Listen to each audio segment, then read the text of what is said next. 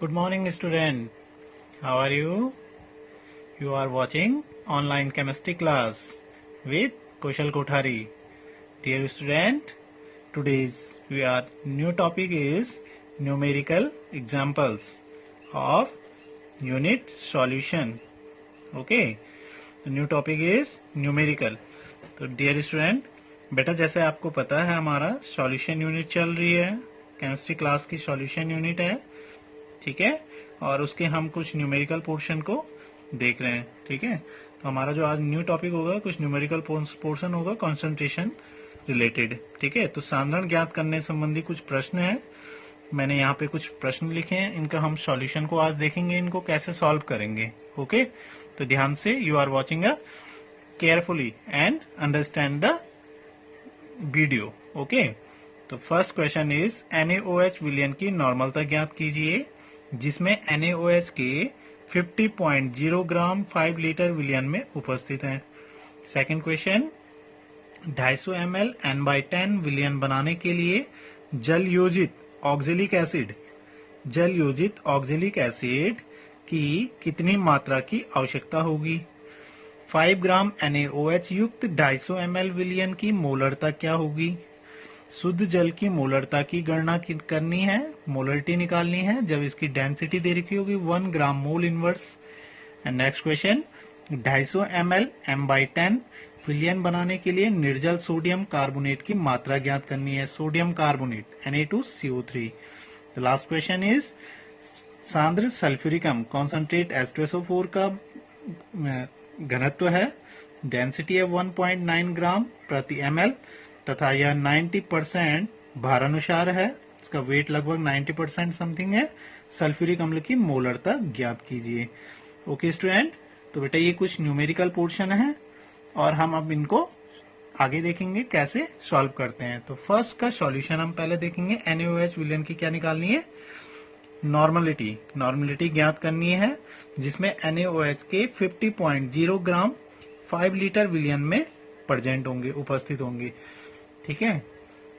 NaOH के 50 ग्राम, बेटा wait दे रखा है NaOH का, ठीक है, कितना है 50 ग्राम है, और कितने विलयन में घुला हुआ है वो 5 लीटर विलयन में घुला हुआ है। NaOH क्या है, एक बेस है, एक क्षार है, ठीक है। तो अब इसकी नॉर्मलिटी कैसे निकालते हैं वो हम आगे देखेंगे। सॉल्यूशन, ठीक है, फर्स्ट का ओके। तो बेटा नॉर्मलिटी के लिए मैं इससे पहले फॉर्मूला लिखूं, सबसे पहले नॉर्मलिटी इज इक्वल टू क्या होती है, नॉर्मलता इज इक्वल टू होता है बेटा विलेय के तुल्यांकों की संख्या, ठीक है, विलेय के तुल्यांकों की संख्या,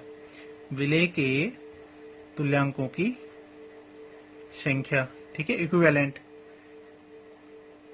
ठीक है, किसमें, ग्राम में, बाय, ठीक है, विलयन का आयतन, ठीक है, विलयन का आयतन, volume of solution bye litre या ml, लीटर में होगा तो इंटू 1000 नहीं करेंगे और ml में चेंज कर देंगे तो इंटू 1000 कर देंगे, because 1 litre contain two 1000 ml 1000 ml। Okay, तो अब पहले ये समझना बेटा हमने तुल्यांकों की संख्या कैसे निकालते हैं। बेटा तुल्यांकों की संख्या निकालने के लिए, ठीक है, जो फॉर्मूला होता है वो अलग अलग पोर्शन में हम निकालते हैं, तुल्यांकों की संख्या को निकालते हैं हम अलग अलग पोर्शन में, कि अम्ल की तुल्यांकों की संख्या अलग निकलती है, ठीक है, या क्षार की तुल्यांकों की संख्या अलग निकलती है, ठीक है।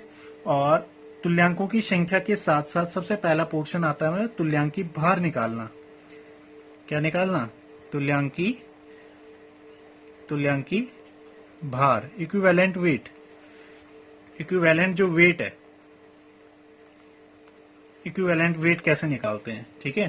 तो इक्विवेलेंट वेट निकालने के लिए बेटा ये अलग अलग पोर्शन में निकलता है। जैसे तुल्यांकों की संख्या के लिए तो फॉर्मूला सेम होगा, जैसे हम नॉर्मलिटी के लिए निकालते हैं कि wait upon molecular wait, weight upon equivalent weight, weight upon equivalent weight, क्योंकि तुल्यांकों की संख्या ऐसे निकलती है, तुल्यांकों की संख्या बराबर क्या होता है, वेट अपॉन ये equivalent weight, weight upon equivalent weight. मान लो ये m क्या है, ये इक्विवेलेंट वेट है, और ये w क्या है बेटा, ये वेट है ओनली, भार बटे तुल्यांकी भार ये होता है। तो तुल्यांकी भार बेटा अलग अलग पोर्शन में निकलता है।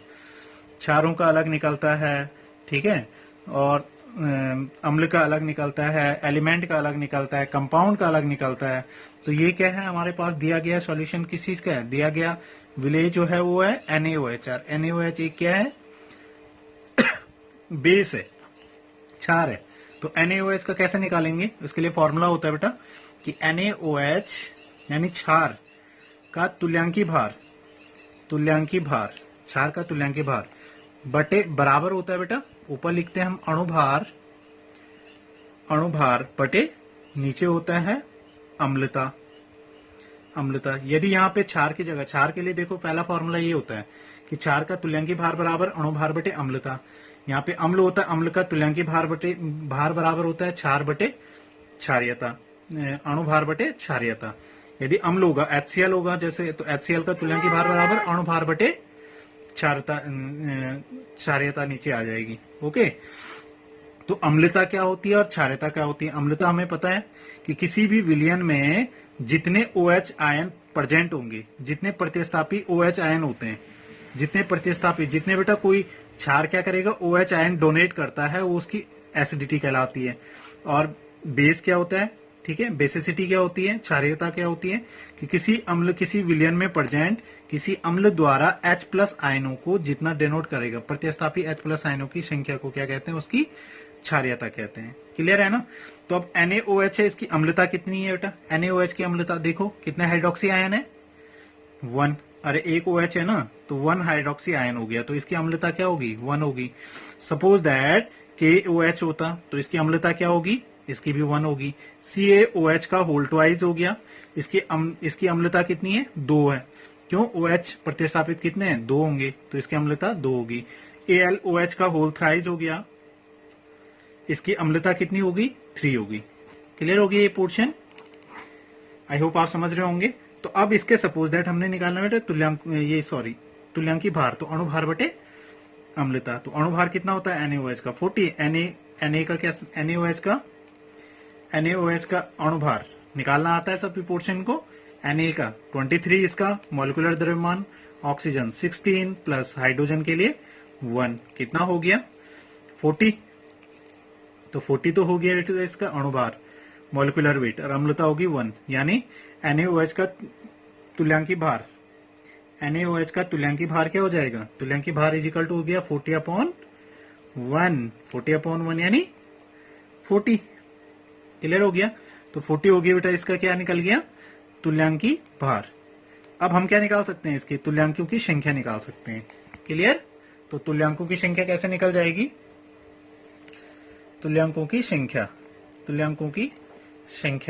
तो तुल्यांकों की संख्या बराबर NaOH का भार बटे तुल्यांकी भार, मान लो ये, तो इज इक्वल टू तुल्यांकी भार कितना है, ये भार कितना दे रखा है, गिवन है हमारे पास, पीछे दे रखा था क्वेश्चन में, कितना है 50.0, यानी 50 लिख सकते हैं उसको।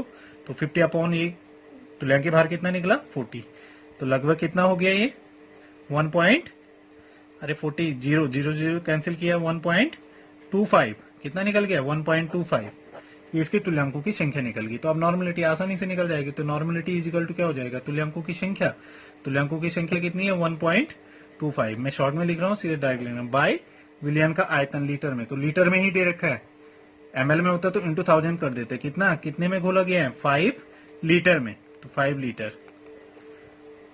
लीटर, तो इज इक्वल टू, अब डिवाइड करो लगभग 5 से 12, तो 5 से 12 हो गया 0. पहले लगा देंगे 1.25, तो 0.25 समथिंग ही आ जाएगा। ठीक है, 5 2 10, तो पॉइंट में ऑलरेडी 0.25 आ गया हूँ, पॉइंट को हम आगे लेके आ गए, तो 0.25 n, नॉर्मलिटी आगे n लगा देंगे, तो ये आंसर आ गया हमारा फर्स्ट क्वेश्चन का। ओके स्टूडेंट, तो आई होप आप ये समझ गए होंगे। अब ऐसे हम सेकंड क्वेश्चन को आगे सॉल्व करेंगे, सॉल्यूशन देखेंगे किसका, सेकंड क्वेश्चन का। ओके,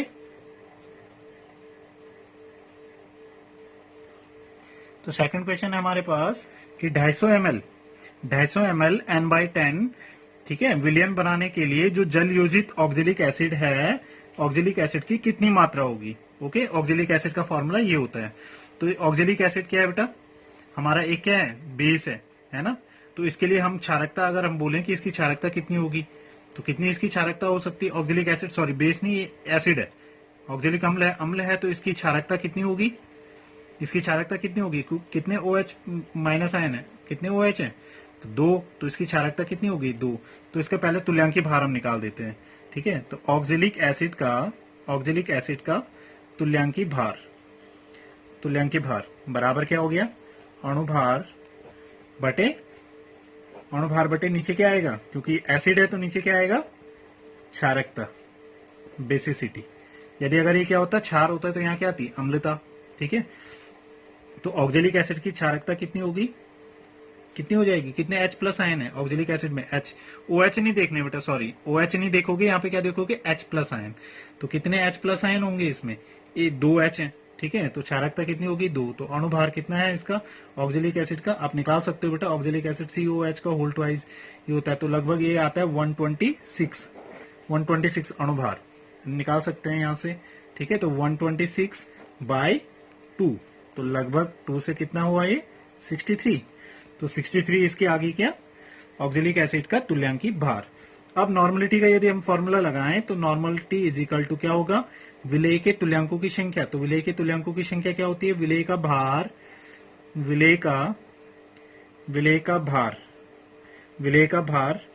इंटू आगे क्या आ जाएगा? 1000 बटे विलेय का नीचे क्या आता है? विलेय का तुल्यांकी भार इंटू विलयन का आयतन, किसमें? ml में। ये आ गया। तो हमें निकालनी क्या है? इसकी क्वांटिटी निकालनी है, वेट निकालना है, वेट भार निकालना है। कितनी मात्रा होगी? मात्रा यानी क्वांटिटी, और क्वांटिटी किस में निकलेगी? वेट निकलेगा। तो विलेय का भार, तो इसलिए विलेय का भार तो ये कहां मल्टीप्लाई होगा? ऊपर, ये भी ऊपर मल्टीप्लाई होगा, 1000 नीचे आ जाएगा। तो विलेय का भार इज इक्वल टू सीधे सीधे पोर्शन क्या होगा? नॉर्मेलिटी इज इक्वल टू तुल्यांकी भार इंटू आयतन ml में बाई 1000। ये फॉर्मूला इसके लिए हो जाएगा। क्लियर हो गया? अब रख दो वेट। नॉर्मलिटी, नॉर्मलता दे रखी है, कितनी है नॉर्मलिटी? पीछे दे रखी है क्वेश्चन में 1, इसकी नॉर्मलिटी हो जाएगी। तुल्यांकी भार कितना निकला? 63, ठीक है। आयतन कितना दे रखा है? आयतन है बेटा 250 ml बाई 1000। अब लगभग ये कैलकुलेट हम करेंगे, तो मैं एवरेजन लिख रहा हूं, आप कैलकुलेट खुद भी कर सकते हो। ये लगभग हमारा आएगा बेटा 1.5 समथिंग, 1.567 या 7 अप्रोक्स लगभग ग्राम, ये इसका अप्रोक्स आंसर आ जाएगा। ओके, इक्वल टू वेट कितना है? वेट दे रखा है, गिवन है बेटा कितना? 5 ग्राम। ऊपर क्वेश्चन में देख लो 5 ग्राम दे रखा है, तो 5 अपॉन मॉलिक्यूलर वेट कितना निकला? 40। डिवाइड करो इसे, कितना आएगा? लगभग आएगा 0.125। ये 0.12 भी आप लिख सकते हो। 5 अपॉन 40 0.12 ये आ गया। अब मोलरिटी बराबर क्या होगा? NaOH के मोलों की संख्या, मोलरिटी इज इक्वल टू यानी विलेय के मोलों की संख्या, तो NaOH के मोलों की संख्या यानी मोल में लिख देता हूं बाय विलयन का आयतन, ठीक है, आयतन। अब यदि ml में लेना है तो इंटू क्या कर देंगे? 1000। तो रख दो वैल्यू, NaOH के मोलों की संख्या क्या आ गई? 0.125 अपॉन विलयन का आयतन कितना दे रखा है? 250 इंटू क्या आ जाएगा आगे? 1000।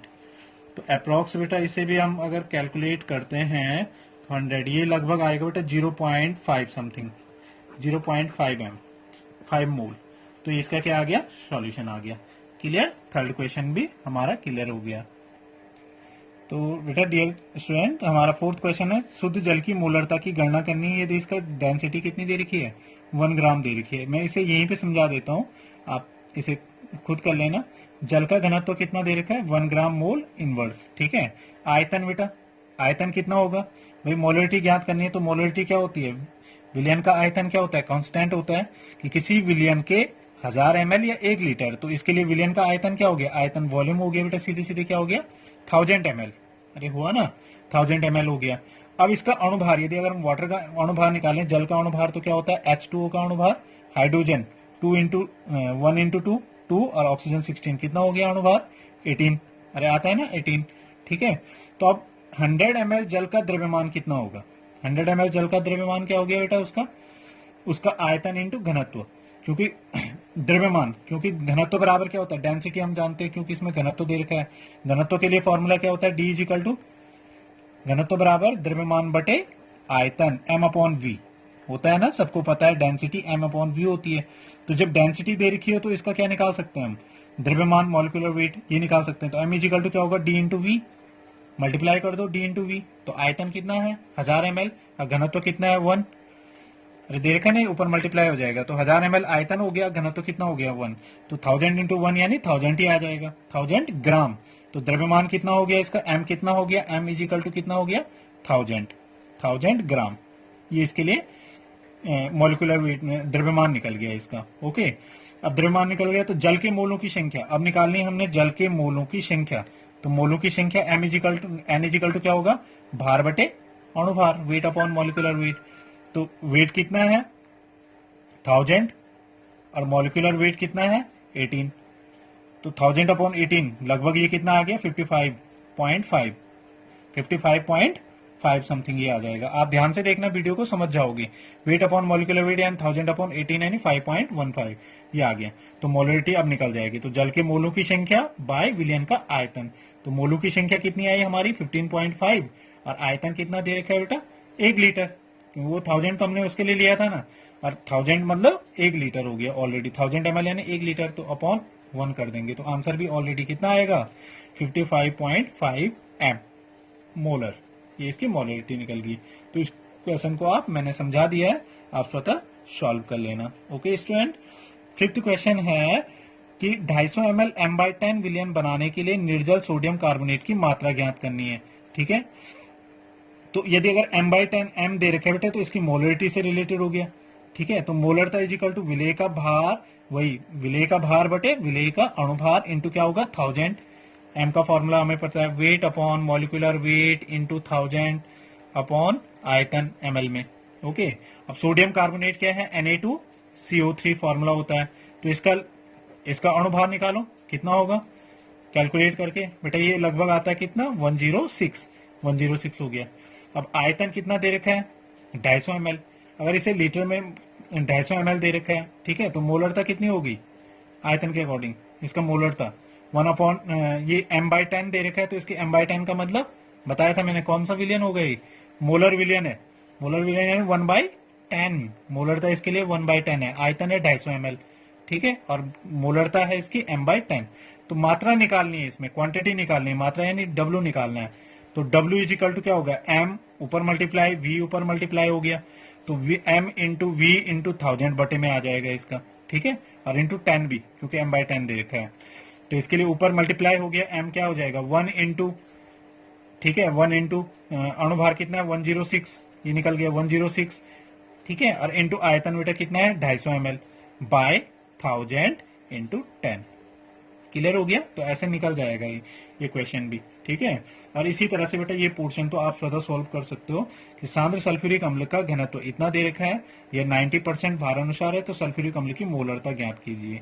ओके स्टूडेंट, ये क्वेश्चन मैं नेक्स्ट वीडियो के माध्यम से भी समझाऊंगा, पहले आप कोशिश करना है इसको अपने आप सॉल्व करने की।